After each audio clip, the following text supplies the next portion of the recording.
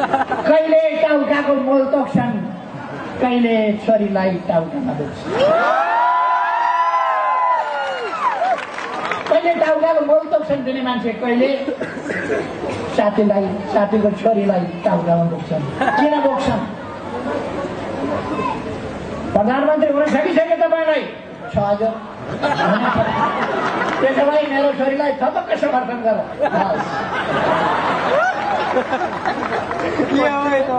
मलाई कङ्ग्रेसका साथीहरू, कङ्ग्रेसका कार्यकर्ताहरूको मन दुखेको, मन रोएको थाहा छ। पहिले कङ्ग्रेसले अलिक बिर्सेको पनि थियो होला। अहिले कङ्ग्रेसभित्र भरतपुर महानगरपालिकामा उम्मेद्वार भेटिएन हामीहरू। कस्तो अचम्म लाग्यो। जित्नु नजित्नु आफ्नो ठाउँमा छ, उम्मेद्वार कङ्ग्रेसको त उम्मेद्वारै भेटिएन। काङ्ग्रेसलाई, काङ्ग्रेसका कार्यकर्ताहरूलाई मन रोँदैन। अघि देवी देवालीजीले भन्नुभयो मन रोएको होला साथीहरू। यति बेला काङ्ग्रेसका साथीभाइहरू बाँदरमुढे सम्झिरहेका छन्।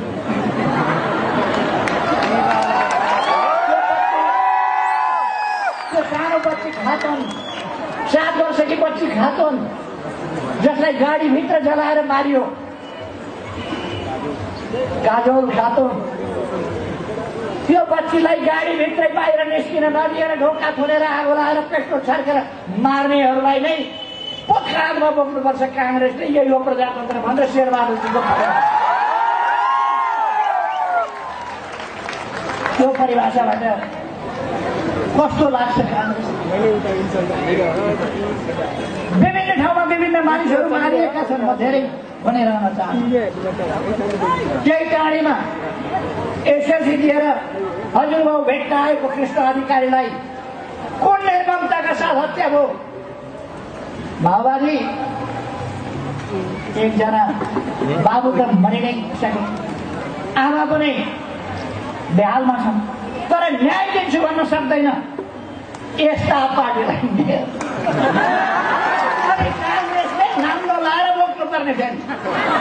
काङ्ग्रेसले नाम्लो लाएर बोक्नुपर्छ। मलाई ताज्जुब लाग्यो, के भएका काङ्ग्रेसका दाजुभाइ दिदीबहिनीहरू, के भएको तपाईँहरूलाई? आज यहाँ त कङ्ग्रेसका 10,000 होइन 20,000 कार्यकर्ताहरू एमाले प्रवेश गरेर लाइन लाग्नुपर्ने, कहाँ झोक्राएर बस्यो महिलाको निक्लो जस्तो। यहाँ त लाइन लाग्नुपर्ने, सबै नहुनुपर्ने। उहाँ बजारदेखिको लाइन, कङ्ग्रेस प्रवेशको लाइन हुनुपर्ने। यहाँ त आज चुकिहाल्नुभयो, 2 दिनपछि 31 गते नचुक्नु होला।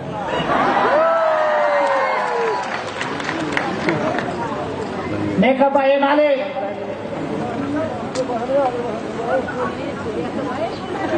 यसमा अलिकति पछि माओवादीका कार्यकर्ता साथीहरू, तपाईँहरूलाई पहिले बाँदरबोडेमा बसमा बम हान्न लगाइयो युवाहरूलाई, कहिले कृष्ण अधिकारीलाई लतारी लतारी घिसारी घिसारी गरेर मार्न लगाइयो, कहिले मान्छेलाई अपहरण गर्न लगाइयो, कहिले होटल बन्द गर्न लगाइयो, कहिले कहाँबाट रकम वसुल गर्न लगाइयो, कहिले त्यही डकैती गर्न लगाइयो। तपाईँहरूको दुरुपयोग हो देश बनाउने भनेर, क्रान्ति भनेर जनयुद्ध। तपाईँहरूले लड्नुभयो जनयुद्ध भनेर, तर जनयुद्ध रहेछ कि सन्तानका निम्तिको युद्ध रहेछ? देख्नुभयो अहिले यहाँ दुःख गरेका, ज्यान हत्केलामा राखेका ती कार्यकर्ताहरू उम्मेद्वार पनि भेटिए। ती उम्मेद्वार भएनन्। कति माया छ, अर्काका छोराछोरी मारे पनि माया नराख्ने, आफ्ना छोराछोरी मेयर बनाउने।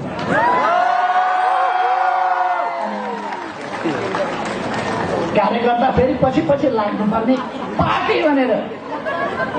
तपाईँले पार्टीको सास, पार्टीको अक्सिजनबाट, पार्टीको हावाबाट सास फेरेर बाँचिरहनु भएको छैन। यस देशको हावाबाट सास फेरेर बाँचिरहनु भएको छ। तपाईँले पार्टीको पानी होइन, यस देशको पानी खानु भएको छ।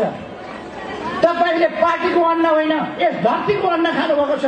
पहिलो कुरा तपाईको यो धरती हो, यो धरतीलाई माया गर्न सिक्नुहोस्। पार्टी त्यसपछि आउँछ।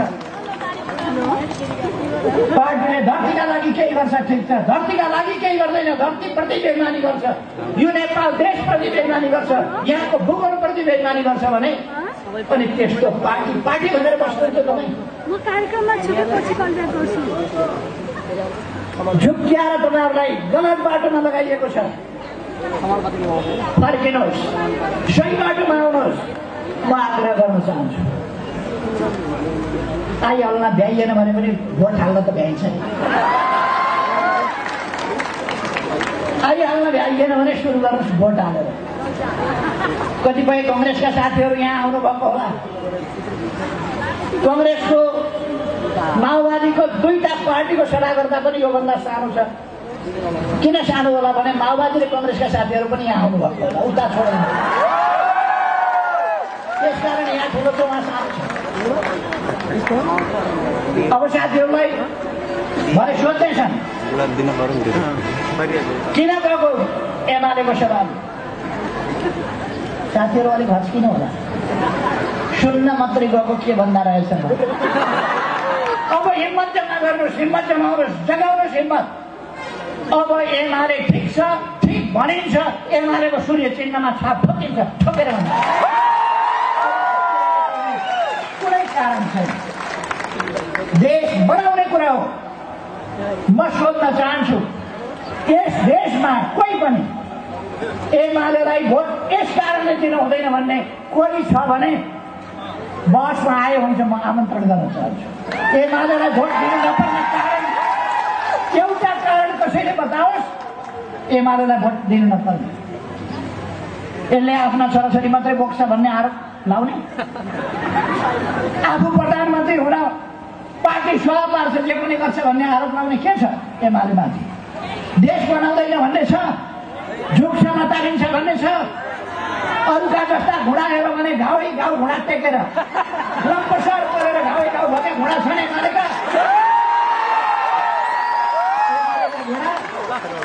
लम्पसार परेर घुँडा टेकेर घाउ पल्टिएका घाउ भएका घुँडा होइन। के भन्नु छ?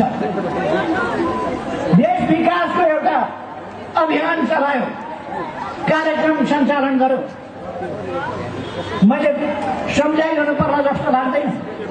पूर्व पश्चिम राजमार्ग 4 लेन र 6 लेनको बनाऊ, पूर्व पश्चिम विद्युतीय रेल बनाउने,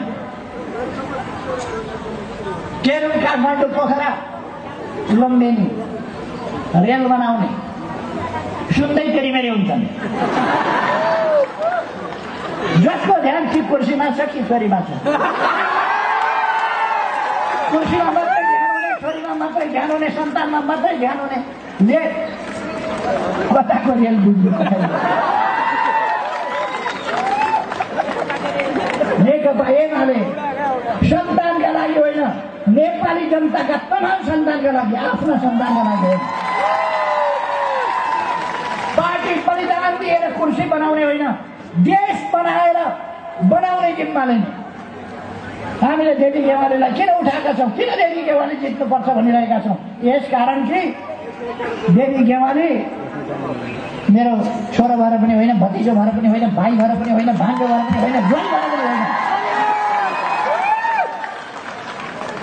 यहाँ कसैले चिनेको सोझो सिधा इमान्दार देशप्रति समर्पित नगरका लागि पसिना बगाएको कोही छ भने सबैलाई थाहा छ देवी गेवाली। त्यस कारणले यो नगर बनाउने दृष्टिकोण कसैसँग छ भने देवी गेवाली। त्यस कारण हामीले बनायो। अघि हामीले देवी गेवालीजीका कुरा सुन्यौँ। पवित्र नारायणी, अब पवित्र नारायणी मात्रै होइन, विकासका लागि वरदान साबित हुने, हामी सबैको विकासको वरदान समेत भएको पवित्र नारायण, त्यो त्यसमा परिणत गर्ने देवी गेवालीले भन्नुहुन्छ।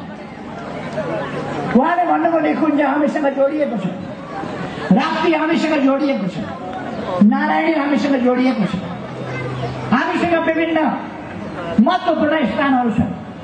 म यहाँहरूलाई भन्न चाहन्छु, दुनियाँमा एक सिङे गैंडा प्रकृतिको यस्तो उपहार यो ठाउँ यो चितवन एक सिङे गैंडा यहाँ मात्रै जन्मिन्छ धरतीभरि भरि। देश ठुला ठुला छन्, भूगोल ठुलो ठुलो होला, ठुला ठुला देश छन्, तर गैंडा यहाँ मात्रै जन्मिन्छ। एक सिङे गैंडा अन्त हुनु यहीँबाट गएको अरूतिर लगिया छ भने अन्त गएको यहीँबाट। भारत बङ्गलादेश ती देशहरूमा लगिएको छ यहीँबाट। यही भूमि हो नारायणी किनार, राप्तीको किनार, जहाँ गैंडा पैदा हुन्छ।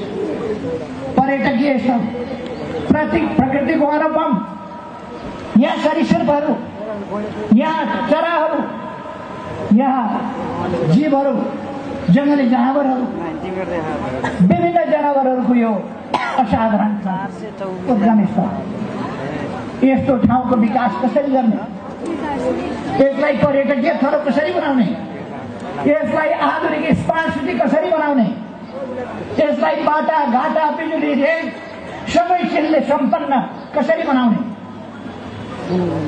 कसैलाई अचम्म लाग्ला। हामी भरतपुरमा सोचिरहेका छौँ यहाँ मेट्रो कसरी चलाउने, हामी सोचिरहेका छौँ। कतिलाई अचम्म लाग्छ इलेक्ट्रिक मेट्रो हामी चलाउँछौँ, कसैलाई अचम्म लाग्छ, तर हामी यस ठाउँको विकासका लागि काम गर्छौँ। हाम्रो लुच्छाचुडी छैन, हामी लुच्छाचुडी गर्ने सत्ताका लागि मरिमेट्ने त्यो काम गर्दैन। हामी देश बनाउने कुरामा केन्द्रित छौँ। हामीले देखेका छौँ यस देशका बुढापाकाहरू जसलाई एमालेको 9 महिने सरकार 51 सालमा बन्नभन्दा पहिले ठुलो भ्रममा पारिएको थियो, आतंकमा पारिएको थियो, धेरै बुढाबुढीको त हट्दैन। किनभने अब चुनावपछि एमालेको सरकार बन्यो भने बुढाबुढीलाई गोली हानेर मार्छ भनेपछि त बुढेसकालमा त आपत भएन। जब 51मा एमालेको सरकार बन्यो वृद्ध भत्ता सुरु गर्यो।